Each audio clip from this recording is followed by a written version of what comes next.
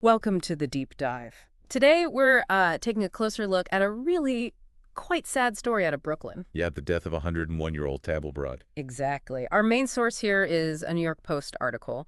And what we want to do is, well, unpack it a bit, understand the events, the person involved, quite a remarkable person, it seems, and the immediate aftermath. Right, getting beyond just the headline facts. Yeah. So table broad, 101 years old. I mean, that alone tells you something. This is a life that spanned, well, an incredible amount of history. It really does. Yeah.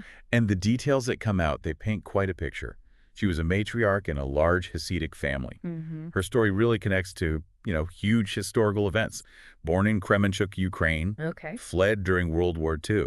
On those escape trains you hear about, headed to Poland to get away from the Nazis. Just imagine that. The kind of resilience needed. Absolutely. I mean, that kind of experience must shape you profoundly, builds an inner strength, you'd think. No doubt.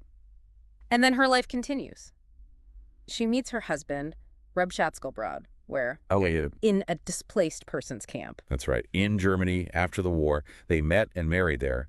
Started their family, actually, before coming to the U.S. So they immigrated here in 1951? Yeah, landed in Brownsville first, Okay. then moved to Crown Heights around the mid-1950s, and that became home, became their community anchor. Crown Heights. And she lived there for, well, decades. And lived alone, it says, for 20 years after her husband passed away. Yeah, 20 years on her own, Yeah. which is, pretty striking for someone well into their later years. It really is. Suggests, like you said, vitality. Yeah. Still engaged. Definitely.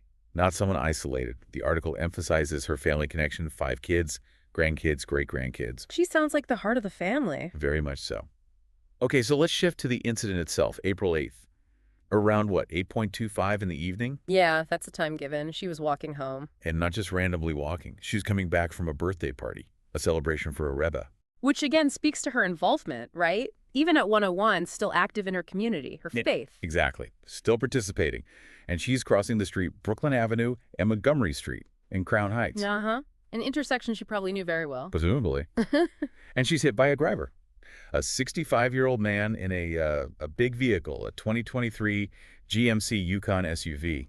And the key detail here, it seems, is that she was crossing with the light. Yes. The report specifically notes that. Crossing correctly, with the signal in her favor. Which makes it even more, well, senseless somehow. It does. It underlines that she was doing what she was supposed to be doing. So after she was struck, she was taken to Maimonides Medical Center. Right. And initially the reports were, well, hopeful, maybe, listed in stable condition. Yeah, you hear stable and you think, okay, maybe she'll pull through. Exactly. Must have given the family some hope, however brief. But tragically, it wasn't to be. Less than 2 weeks later, on Sunday, she succumbed to her injuries. Passed away. It's a stark reminder, isn't it? Yeah. Doesn't matter how long a life, it can still end so suddenly. Yeah. So you have this incredible century-long life marked by surviving huge historical events, building a family, deep community ties, and then this, a traffic accident. Precisely. And digging a bit deeper into who she was, based on what her family shared, Yeah. it gets even more moving. What did they say? Her son, Yosef, described her as extremely independent till her last day. Wow. He even mentioned she took the bus by herself regularly. A 101-year-old taking city buses alone. That tells you a lot about her spirit. It really does. Self-reliant, engaged with the city, with life. And it wasn't just about her own life. Her volunteering, 50 years. 50 years. No. At Brookdale University Hospital Medical Center, feeding patients. Half a century of service. Yeah. Just think about the impact. It's almost impossible to measure, isn't it? The consistent, quiet contribution. Yeah. It becomes part of the community's fabric. Yeah. Yosef also said she had, quote, goodness and kindness going for her. It really sums up that giving spirit. It does. And another son mentioned similar things. Yes, Yisroel. Yeah. He talked about her commitment to the community, her daily prayers, and how her home was always open, welcoming people. An open house. That's a lovely image. He called her a very giving person. Yeah. So, yeah, not just longevity, but active generosity. It paints a really warm picture. Makes the loss feel even greater, knowing that background. Now, we should also talk about the driver, Menachem Shagalow. Right. The article gives some details there, too. He was arrested at the scene. Yes, and faced charges. Aggravated unlicensed operator. Ah, unlicensed. That's significant. Very. Also, failure to exercise due care and, well, the unlicensed operation charge itself. So driving without a license, that immediately raises Of questions. course. Why was he unlicensed? Was it suspended, revoked, never issued?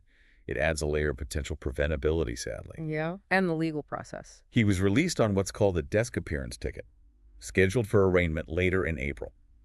The article also mentions one prior arrest, way back in 1998, for grand larceny. Okay. So that's the legal side.